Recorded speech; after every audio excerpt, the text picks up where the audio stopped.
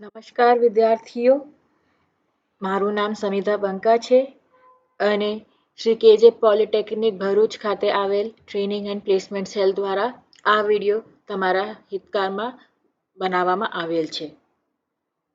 આજના વિડીયોમાં આપણે શીખીશું કે જીમેલ પર તમારું ઈમેલ એકાઉન્ટ કેવી રીતે બનાવવું. જીમેલ એ ગૂગલ દ્વારા આપવામાં આવતું મફત ઈમેલ સર્વિસ છે.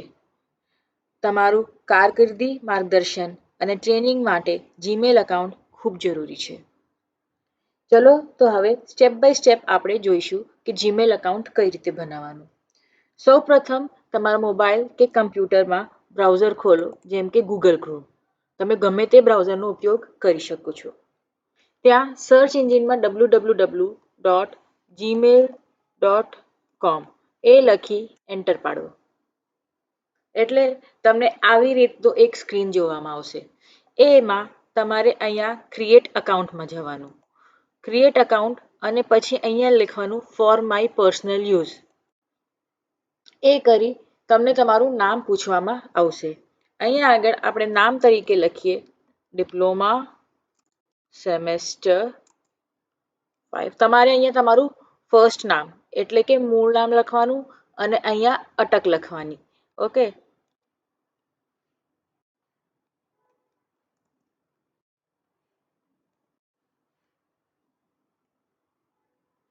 પછી તમને તમારું ડેટ ઓફ બર્થ પૂછવામાં આવશે.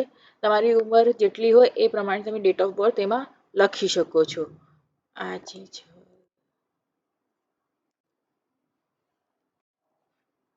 અને તમારું લિંગ, તમે ગર્લ હોય તો ફિમેલ, બોય હોય તો મેલ.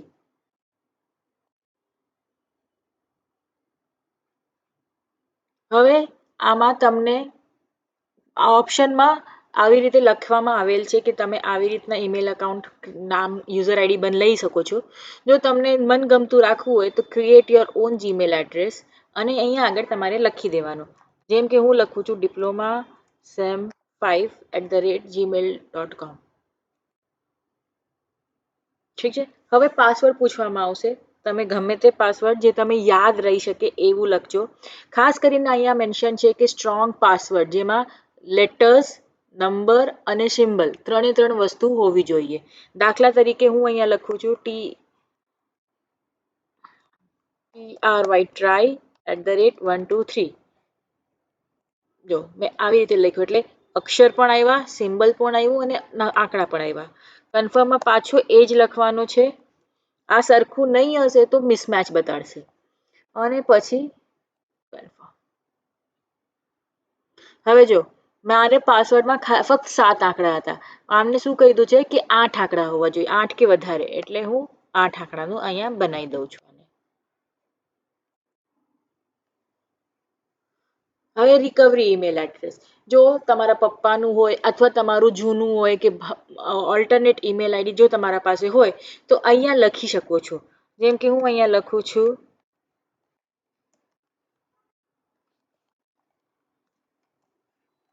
ઠીક છે. અને પછી નેક્સ્ટ. ના હોય તો તમે સ્કીપ કરી શકો છો. જો તો હવે એક નવું ઈમેલ આઈડી અહીંયા બની ગયું છે, જેનું નામ આવી રીતે છે ડિપ્લોમા sem5kjp અને એનું ઈમેલ આઈડી છે ડિપ્લોમા sem5@gmail.com. ઠીક છે. હવે આ જે છે ડિપ્લોમા sem5@gmail.com એને કહેવાય ઈમેલ આઈડી. તમારી ઈમેલ આઈડી આ રહેશે. એટલે ગમે ત્યારે તમારે જીમેલમાં લોગિન કરવું હોય ત્યારે આ આઈડી અને આપણે જે પાસવર્ડ નાખેલું હોય એ નાખવાનું. પછી આવી રીતનું લાંબુ પેજ આવશે, એમાં અહીંયા આઈ એગ્રી કરી દેવાનું.